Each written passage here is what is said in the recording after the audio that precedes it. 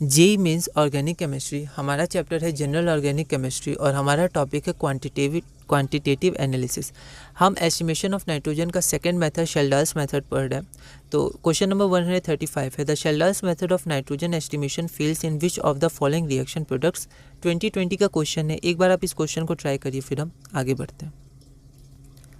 तो यहाँ पर प्रोडक्ट में पूछा गया रिएक्शन प्रोडक्ट, तो रिएक्टेंट नहीं पूछा गया, ठीक है। तो ऐसा नहीं कि यहाँ नाइट्रो ग्रुप है तो 1 हो जाएगा, नहीं ये नहीं, क्योंकि ये रिएक्टेंट है। प्रोडक्ट पूछा गया, रिएक्शन प्रोडक्ट। तो सबसे पहले हम प्रोडक्ट देखते हैं। तो ये कुछ रिएजेंट्स है जो हमें बाद के चैप्टर्स में करना है, जैसे ये अमीन चैप्टर्स में, इसमें अमीन का फॉर्मेशन होता है NH2, ठीक है। तो यहाँ पर NH2 है, ये N ये एस्टिमेट हो जाएगा, ठीक है। उसके बाद ये जो होता है CH2CN, वो इसके संग CH2CHO मतलब एल्डिहाइड ग्रुप बन जाता है।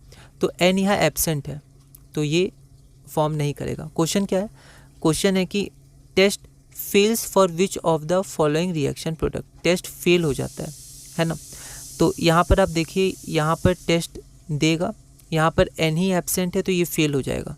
तो पहला तो ये हो गया, इसमें फेल हो गया टेस्ट। उसके बाद NH2 NaNO2 और HCl, ठीक है, डाइजोनियम आयन बनता है, एमीन चैप्टर में पढ़ना है। तो N2+ में हमने देखा था, इसमें शेल्डार्स टेस्ट फेल हो जाता है, तो इसमें भी फेल हो गया।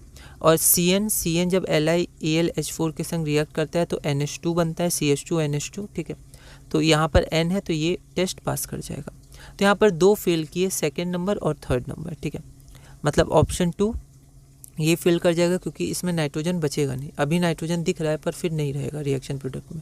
और एक इसमें फेल कर जाएगा 4 नंबर में, क्योंकि N2+ बन जाएगा डाइजोनियम आयन, जिसमें टेस्ट नहीं देता। तो आपका यहाँ पर आंसर 3 और 4 हो जाएगा, है ना। तो आप देखिएगा, तो ये हमारा 1 था, ये हमारा 2 था, ठीक है, ये हमारा 3 था, 3 नंबर ये था, और ये हमारा 4 नंबर था।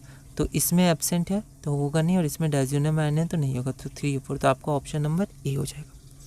अगला क्वेश्चन है question number 136। Kjeldahl's method can not be use to estimate nitrogen for which of the following compounds. तो इनमें से किस में शेल्डार्स मेथड का यूज़ नहीं होगा। 2020 का क्वेश्चन है, एक बार आप इसे ट्राई करिए फिर हम आगे बढ़ते हैं। तो हमें पता है जो हमारा नाइट्रो ग्रुप होता है उसमें जो N होता है वो नाइट्रोजन तो है पर उसको एस्टिमेट नहीं कर पाते हम लोग। तो इसका आंसर C हो जाएगा, ठीक है। नाइट्रो ग्रुप प्रेजेंट है तो ये शेल्डार्स मेथड से एस्टिमेशन इसका नहीं हो पाएगा। अगला क्वेश्चन है question number 137। Which of the following compounds will be suitable for Kjeldahl's method for nitrogen estimation, ठीक है। तो किस में हम लोग नाइट्रोजन एस्टिमेट कर सकते हैं, ठीक है। तो यहाँ पर एक बार आप इस क्वेश्चन को ट्राई करिए फिर हम आगे बढ़ते हैं।